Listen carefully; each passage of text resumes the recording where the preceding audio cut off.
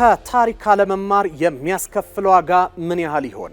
ታዋቂው ጀርመናዊ ፈላስፋ ጆርጅ ሄገል ከታሪክ የተማርነው ትልቅ ነገር ቢኖር ከታሪክ አለመማራችንን ነው ሲል የተናገረው ዛሬም ድረስ በዓለም አቀፍ ፖለቲካ ውስጥ ሕያው ሆኖ እናገኘዋለን።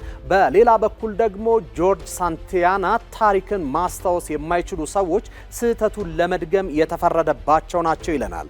ታዲያ ዛሬ በሀገራችን ኢትዮጵያ ከነዚህ ፈላስፎች እውነት መማር የተሳነው ከኢትዮጵያ ሕዝብ ተነጥሎ የጫካ ሽፍታ ተግባር ላይ የተሰማራው የህወሓቱ ቆሞ ቀር ቡድን ጽምዶ በሚል ያልተቀደሰ ጋብቻ ውስጥ ገብቶ ምን አስጨፈረው?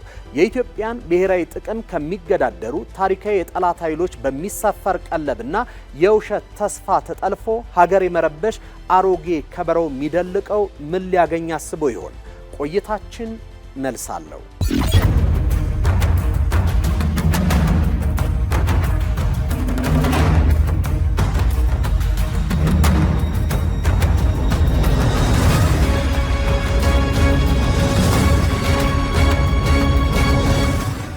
በዓለም አቀፍ ደረጃ የተካሄዱ የሽፍታነትና የተላላኪነት እንቅስቃሴዎች መጨረሻቸው ሁልጊዜም አንድ ነው፤ ክፉ ሽንፈትና ታሪካዊ ውድቀት። ዓለም አቀፍ የታሪክ ማህደር የሚያስረግጡት እውነታ ይህንኑ ነው። የአንጎላው ዩኒታ ጆናስ ሳቬምቢ መሪነት ከማዕከላዊ መንግስት ጋር ያደረገው ረዥም ጦርነት በህገወጥ የአልማዝ ነጋዴዎችና በውጭ ኃይሎች ቅጥረኛ ወታደሮች ቢደገፍም ከሀገር ብሔራዊ ጥቅም ይልቅ የግል ፍላጎቱን በማስቀደሙ ህዝባዊ መሰረቱን አጥቶ ሙሉ በሙሉ ወድቋል። የኮንጎ የካታንጋ እንቅስቃሴም በሞይስ ቾምቤ መሪነት ከውጭ ኮርፖሬሽኖችና ቅጥረኛ ወታደሮች ጋር በማበር የተሞከረው ይህ እንቅስቃሴ የማዕከላዊ መንግስቱን ጥንካሬ መቋቋም አቅቶት በሽንፈት ተጠናቋል። ፒኬኬም በቱርክ ዓመታትን ያስቆጠረ የጫካ ውጊያ ቢያካሂድም ህዝቡን ለቀውስ ከመዳረጉ ባለፈ ያመጣው የፖለቲካ ድል የለም። ይልቁንም መሪውን በእስር ቡድኑን ደግሞ በሽብርተኝነት ተፈርጇል። ባሳለፍነው ዓመቱም ትጥቁን ፈትቶ ሰላማዊ እንቅስቃሴ ውስጥ የመግባት ጥረት ላይ ይገኛል። እንግዲህ ይህ የዓለም አቀፍ ታሪክ በግልጽ የሚያሳየው የውጭ ጠላቶች መጠቀሚያ ከመሆን ባለፈ የተላላኪነት መንገድ ምንም አይነት ዘላቂ የፖለቲካ ድል እንደማያስገኝ ነው።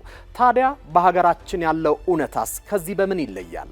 በኢትዮጵያ ህገ ወጡ የህወሓት ቡድን ለ3 አስርት ዓመታት በስልጣን ላይ ከቆየ በኋላ የህዝቡን የለውጥ ጥያቄ ከመቀበልና በመደመር ሀገርን አብሮ ከመገንባት ይልቅ ወደ መቀሌ አፈግፍጎ ሀገር ማተራመስን መርጧል።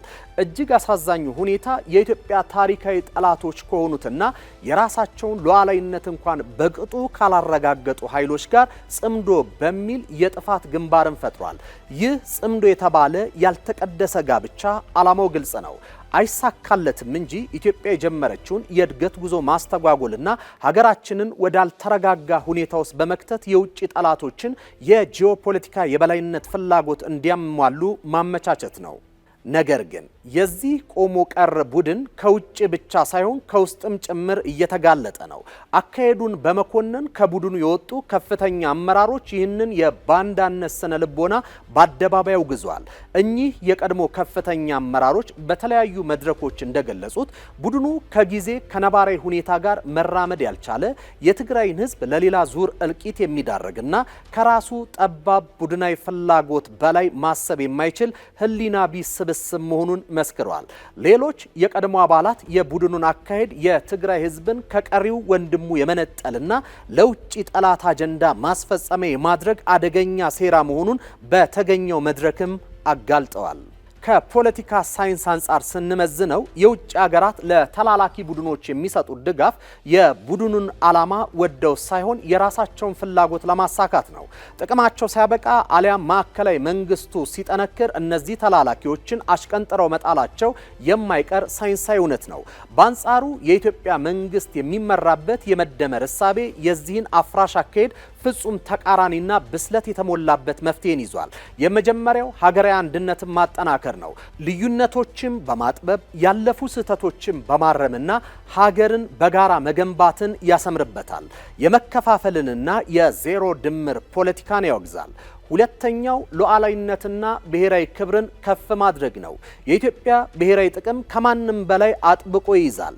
የትኛውም አካል ከውጭ ጠላቶች ጋር አብሮ ሀገሩን እንዲወጋ ፈጽሞ አይፈቅድም። ሶስተኛው የሰላምና ዲሞክራሲ መንገድ ነው። ለችግሮች መፍትሄው ጫካ ገብቶ መሸፈት ሳይሆን በምክክርና በህዝባዊ ውሳኔ ማመን መሆኑን በተግባር ያሳያል። ይህ አካታች የሆነ የመደመር ሀገራዊ ርዕዮተ ዓለም ማዕከላዊ መንግስቱን አጠናክሮ ህዝባዊና ዲፕሎማሲያዊ በላይነትን በማስገኘት የውጭ ጥገኛ የሆኑ የነፍጥ እንቅስቃሴዎችን በስትራቴጂያዊና በአእምሯዊ መንገድ አምክኗቸዋል። የአፍሪካ ቀንድን ውስብስብ የጂኦፖለቲካ ውቅያኖስ ስንቃኝና ዓለም አቀፍ ተሞክሮችን በግልጽ እንደሚነግሩን ከማዕከላዊ መንግስትና ከገዛ ህዝብ ጋር ተጣልቶ ከውጭ ታሪካዊ ጠላቶች ጋር በማበር የሚደረግ የተላላኪነት ሚና የትም አያደርስም። ታሪክ የዘነጋውና የውጭ ጠላቶችን ተላላኪ ለመሆን የቆረጠው የህወሓት ቡድን አሁን የያዘው የጽምዶ አካሄድ መጨረሻው በሽንፈት የተጠናቀቀና ራሱን እስከ ወዲያኛው የሚያጠፋ የፖለቲካ ክስረት ነው።